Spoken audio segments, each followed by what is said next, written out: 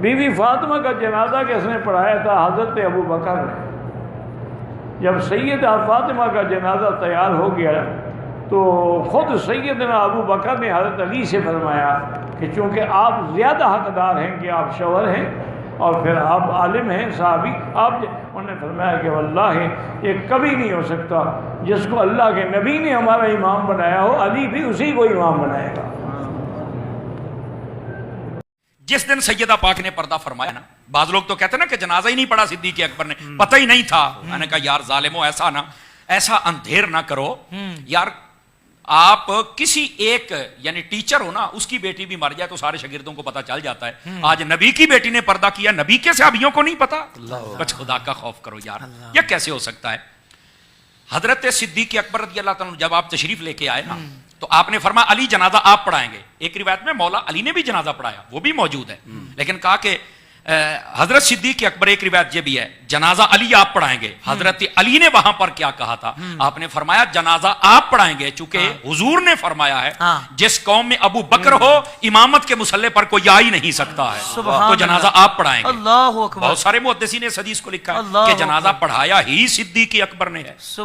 تو یہ ان کا آپس میں پیار ہے۔ بلکہ حضرت سیدنا علی المرتضی شیر خدا رضی اللہ تعالی عنہ آپ اکثر فرمایا کرتے تھے کہ میں نے حضور سے سنا ہے کیا، رحم اللہ علی ابی بکر، کہ اللہ ابو بکر پر رحمت فرمائے۔ تو پوچھا گیا تو پھر کیوں نبی پاک یہ دعا کرتے تھے؟ فرمایا تین باتیں۔ پہلی بات زوجنی ابنتہ، حضور فرماتے تھے ابو بکر نے اپنی بیٹی کا نکاح مجھ سے کیا، اس لیے اللہ اس پہ رحمت فرمائے۔ اس میں بھی ایک اشارہ ہے، سننے والے حیران ہو جائیں گے اللہ کے فضل سے، یعنی یہ علمی اور محبت والی باتیں ہوتی ہے نا۔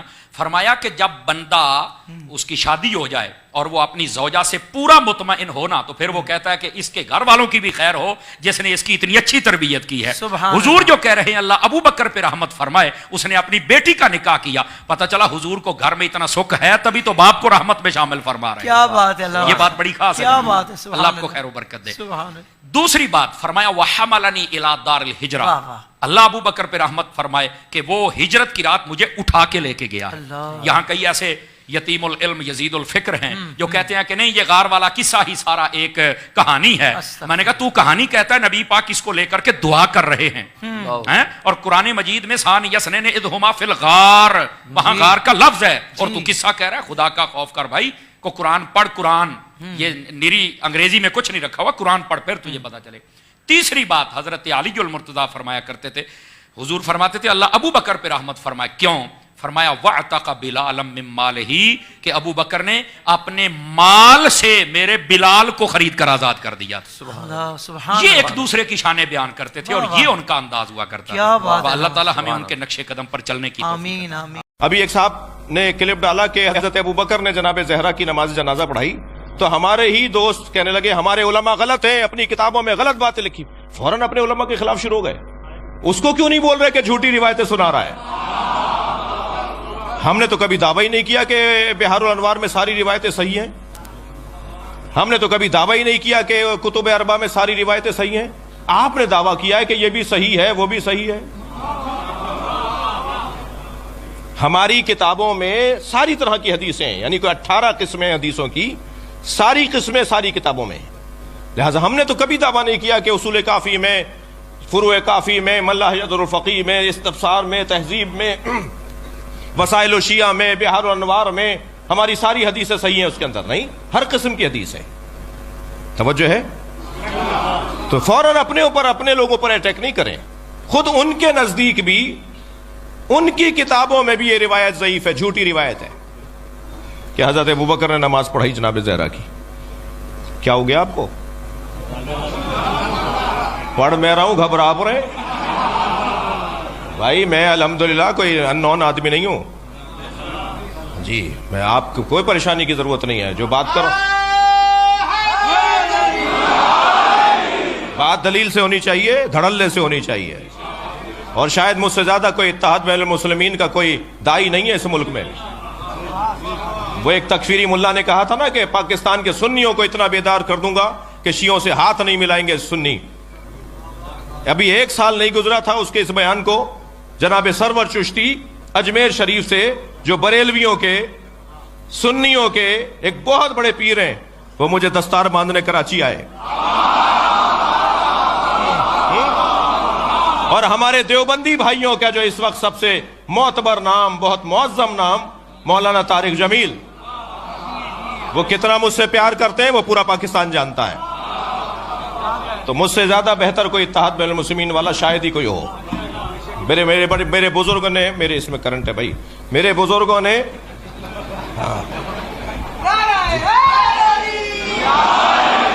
یہ بھی میرا جا رہا ہے اس میں. ایک صلوات پڑھیں ذرا محمد و آل محمد.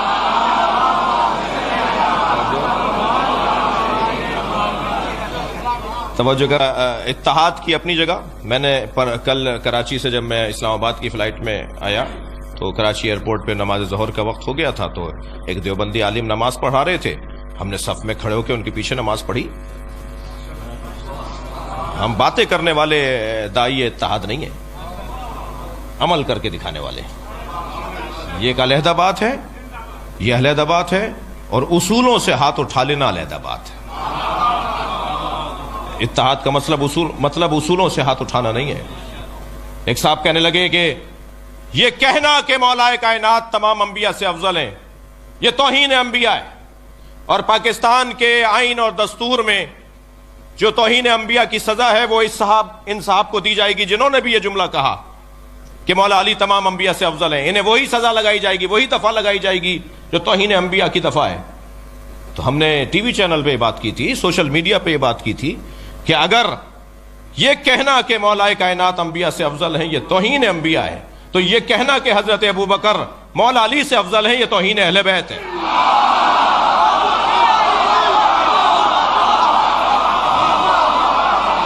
غلط بات ہے.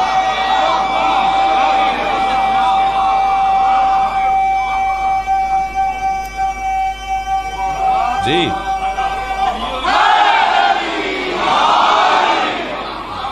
اصولوں پر سمجھوتا نہیں ہے.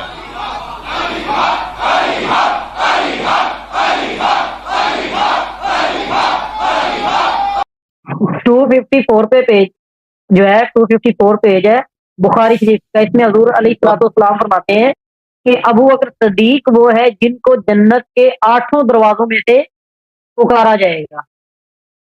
حضرت ابو بکر صدیق کو جنت کے 8 دروازوں میں سے جو ہے وہ پکارا جائے گا.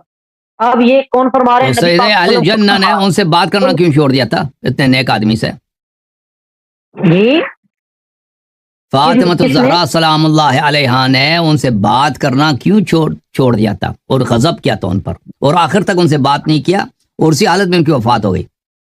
اگر اتنے ہی نیک آدمی ہے نا, جنتی آدمی, ان کا جنازہ کس نے پڑھایا تھا؟ ان کا جنازہ کس نے پڑھایا؟ ان کا جنازہ ان کے شوہر نے پڑھایا تھا. ابو بکر کو خبر بھی نہیں دی. صحیح بخاری میں موجود ہے. دکھا دوں حدیث, دکھا دوں حدیث. دکھاؤ میرے پاس. اچھی بات ہے. اس کے بعد اس کے بعد جو ہے نا ٹائم دے کے اپنے مفکر بھائی کو. بالکل ٹھیک ہے, یہ حدیث دکھا دیں. بالکل دیکھیں میرے محترم ناظرین, یہ کہتا ہے ابو بکر 6 دروازے پتہ نہیں 7 دروازوں سے اس کو پکارا جائے. یہ تو پورے اہل اسلام کا اجماع ہے کہ فاطمہ الزہرا سلام اللہ علیہا سیدۃ نساء اہل الجنہ ہے, تمام جنت کے خواتین کے سردار ہیں. یہ بخاری میں موجود ہے اور بضائع رسول صلی اللہ علیہ وآلہ وسلم ہے. جی ہاں, یہ بھی تو بخاری میں ہی ہے نا کہ نبی پاک صلی اللہ علیہ وسلم کا فرمان ہے کہ ابو بکر فی الجنہ, عمر فی الجنہ, عثمان فی الجنہ. یہ آپ کو نظر نہیں آتا؟ آپ کے علماء نے روایت کیا نا, بتا دیا کہ ان کے متعلق انہوں نے جھوٹی حدیث, خود انہوں نے کہا کہ جھوٹی حدیث بنا دی. یہ بتائیں پاس نے آپ سن لیں نا, آپ کو ایک سوال کے جواب دے دیں پھر آگے جا کر نا. جی کتابی شکل میں جمع کرنے والے کون تھے؟ اس کو کتابی شکل قرآن میں کو کتابی شکل میں جمع کرنے والے کون تھے؟ اور سب سے زیادہ اسلام کس کے دور میں پھیلا بتائیں؟ اور سب سے زیادہ اسلام کس کے دور میں پھیلا نا؟ سب سے زیادہ بدعتیں کس کے دور میں پیدا ہوئی؟ یہ پوچھنا یہ چاہیے. سب سے جتنے اسلام میں اسرائیلیات ہیں, جس نے اسلام میں بدعتیں ہیں, جس میں اسلام میں انحرافات ہیں, رسول صلی اللہ علیہ وسلم کے سنت سے کس کے دور میں پیدا ہوئی؟ سوال یہ کرنا چاہیے. ایک منٹ بھائی, ایک منٹ آپ سن لو بھائی. آپ نے ایک سوال کیا نا, اس کا جواب لے لو پھر اگلا سوال. یہ کتاب ہے صحیح بخاری, چاپ ہے دار کون سی دار احیاء التراث ہے, دار احیاء التراث العربی, 2001 میں چھپی ہے. یہ صفحہ نمبر ہے 749. اچھی طرح سے دیکھ لو بھائی, یہ شیعوں کی حدیث نہیں, آپ لوگوں کی اپنی حدیث ہے. حدیث نمبر ہے 4241 4240. راوی بھی ہیں عروہ, روایت کرتے ہیں اپنے خالہ عائشہ سے. عروہ ابن زبیر عائشہ کی بانجے ہیں کہ فاطمہ علیہ السلام بنت النبی صلی اللہ علیہ وآلہ وسلم ارسلت الى ابی بکر تسألہ میراثها من رسول اللہ صلی اللہ علیہ وسلم, کہ صدیقہ طاہرہ فاطمۃ الزہرا سیدۃ نساء اہل الجنہ, انہوں نے ابو بکر کو پیغام بھیجا ہے کہ میرا میراث رسول صلی اللہ علیہ وسلم کی جو میراث ہے مجھے دے دو. مما افا اللہ علیہ بالمدینہ وفدک, جو رسول اللہ صلی اللہ علیہ وسلم کے پاس جائیداد اللہ نے ان کو دیا تھا مدینہ میں اور فدک میں. وما بقی من خبز خیبر, اور خیبر میں سے بھی جو خمس بچا ہے, جو نبی صلی اللہ علیہ وسلم کا اپنا ذاتی مال ہے, وہ مجھے دے دو, کیونکہ ان کی ایک ہی بیٹی تھی, دوسری بیٹیاں ہی نہیں, ان کے ایک ہی وارث بنتا ہے. فقال ابو بکر ان رسول اللہ صلی اللہ علیہ وسلم قال لا نورث ما ترکنا صدقہ. ابو بکر نے کہا کہ رسول صلی اللہ علیہ وسلم نے فرمایا کہ ہماری میراث نہیں ہوتی. تو کیا ہوا؟